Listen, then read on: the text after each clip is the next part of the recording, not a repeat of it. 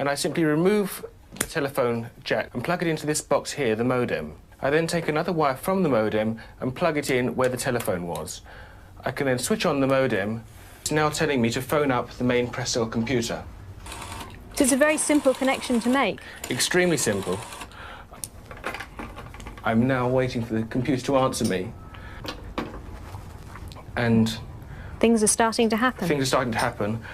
Why did you buy a computer? Well, I was very interested in the new technology and didn't want to be left behind. I don't think it's only for the youngsters at school now. I think us older ones will have to learn a lot about it. What is Internet anyway? Internet is that massive computer network, the one that's becoming really big now. What do you mean? That's big? How does one? What do you write to it like mail? No, a lot of people use it and communicate. I guess they can communicate with NBC writers and producers. Allison, can you explain what Internet is? The world is in financial disarray. Currencies failing, economies in wild flux, jobs being lost. But what if you could build an entirely new economy, one specifically designed for the digital realm? Well, that is the dream behind Bitcoin. Bitcoin, for those of you who don't know, is an electronic online currency that was created in 2009. It was made by someone who did it under the pseudonym Satoshi Nakamoto. Like any economy, you don't want too much too fast because then the value of your currency drops, or so slow that your economy grounds to a halt. It's designed to be a self-stabilising economy. Whether it actually is that way though, well, that is a little bit more complicated. Because some people have said, hey, Bitcoin is the answer to those problems. Are you a believer? Well, Bitcoin is exciting because it shows how cheap it can be. Bitcoin is better than currency in that you don't have to be physically in the same place. And, of course, for large transactions, currency can get pretty inconvenient. And what is Bitcoin? Bitcoin is a currency on the internet. I sent 100 euros worth of Bitcoin from here in Tokyo directly to you guys through this camera, through the network, through the TV, right into your home. If I had tried to do that, send you the money with a traditional bank, it would have taken several days and probably cost 30 euros. I just did it right now with Bitcoin instantly, basically for free, and didn't have to ask anybody for permission. I didn't need a bank, I didn't need a government, I didn't need anybody. I just needed myself and you and our smartphones to do it. That's the power of Bitcoin. Wall Street is fraud, America is fraud, the world is fraud, banks are fraud, central banks are fraud. We live in an era of fraud. It's all based on fraud, and they get a percentage of the fraud. That's the business model. To suggest that there is any moral or ethical aspect to anything that's going on now is to be completely naive about the fact that we live in an era dominated by financial terrorists, jihadis of banking. They're here to kill you and themselves. They believe in an ideology, not the Quran, but Adam Smith, that they completely misread and interpret as something to justify their blowing themselves up. Janet Yellen's a terrorist! Mario Draghi's a terrorist! The Central Bank of Japan is a terrorist! These are the real terrorists! Funds received. This community is switching to what they think is a better monetary system. A system in which banks are no longer needed because payments could be made directly from one person to another.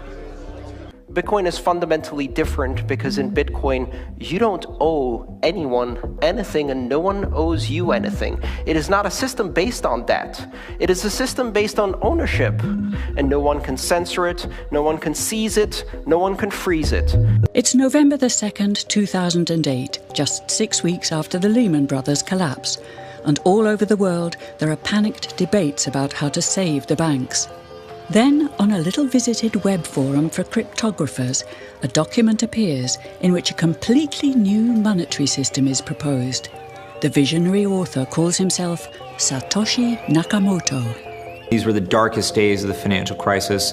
So that to me suggests a very clever mind that saw an opportunity, the perfect opportunity to introduce a new radical technology and a new radical approach to money and finance at just the right moment when people would be very open to making this big shift that's required to adopt a new currency. What's exciting for me is like a global economy. Right now we say we have a global economy, but I can't take $1 and give it to you in the Netherlands and then you know what to do with it, right?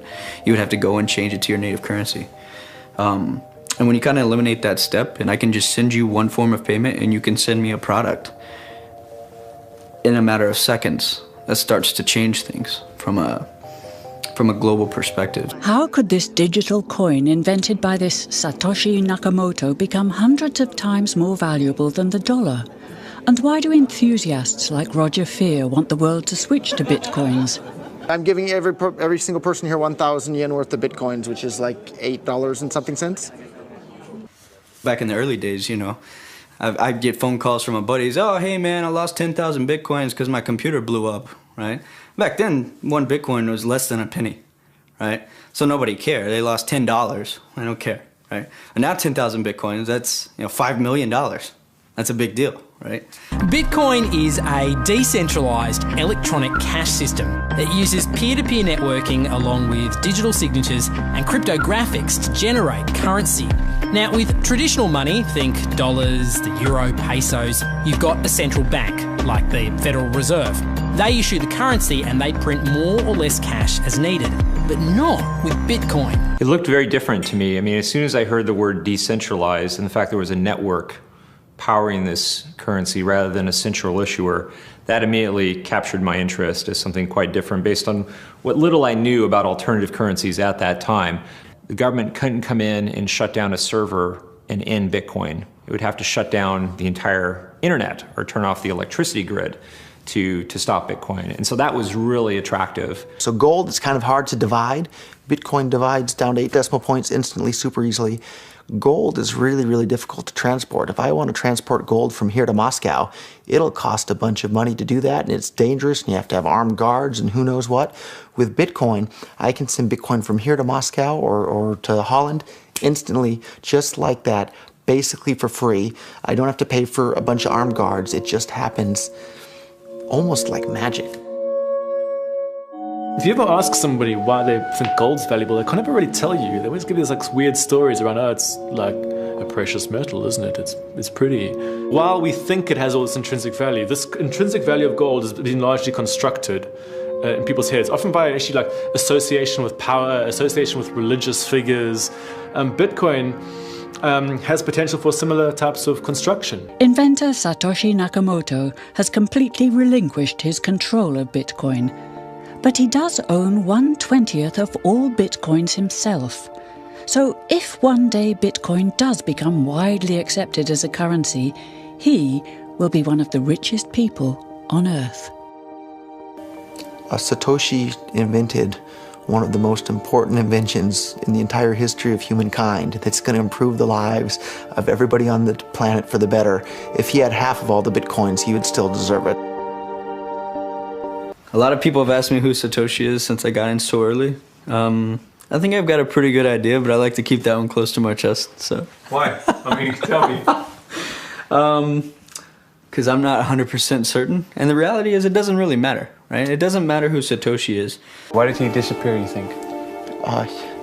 He undermined the ability of every single government on the entire planet to control the money supply.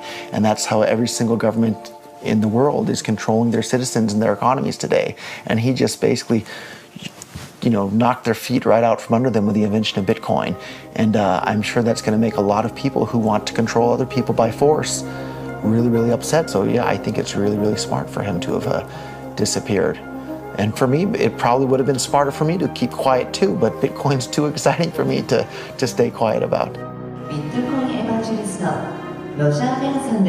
I think a lot of people are underestimating the way in which Bitcoin and the blockchain are going to change the power structures in society in general. I mean, I grew up in the US and I see all these people like, yeah, nuke everybody in the Middle East and kill them all. And then they have the former Secretary of State Madeleine Albright on 60 Minutes, one of the most popular news shows in the US. And they asked her, they said, like, there's reports that more than 500,000 Iraqi children have died as a direct result of US sanctions. And she looks back at her with a straight face and she goes, it was a really tough decision, but I think that it was worth it. Worth murdering 500,000 kids because of what the government did, and I apologize for crying, but it just disgusts me from my core when I see government people murdering people around the world. It's not just theoretical, these are real people with real lives.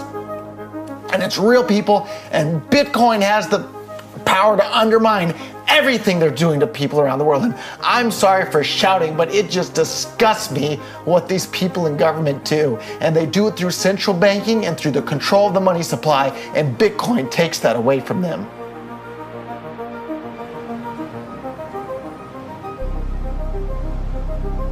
You can buy Bitcoin at the Shell station. Check it out. $0 to $2,000. Put your phone number in here. Put the code in. Scan it. Got my reader. Oh, I gotta put the cash in. Good. Got $2. Hit finish. Oh. $2 Bitcoin. Just like that. From this machine. I just turned cash into digital currency. So thinking that it's too late to get involved in Bitcoin is like thinking it's too late to get involved with the internet or too late to get involved with using a cell phone. Like, it's not too late to get involved in Bitcoin. If Bitcoin becomes really popular all over the world, Bitcoins are going to have to be worth at least tens of thousands of dollars a Bitcoin, if not hundreds of thousands of dollars per Bitcoin. So thinking it's too late to get involved with Bitcoin is like thinking it's too late to get involved with using the internet. Of course not. Like, it's ubiquitous in our lives, and Bitcoin's going to become ubiquitous in our lives as well.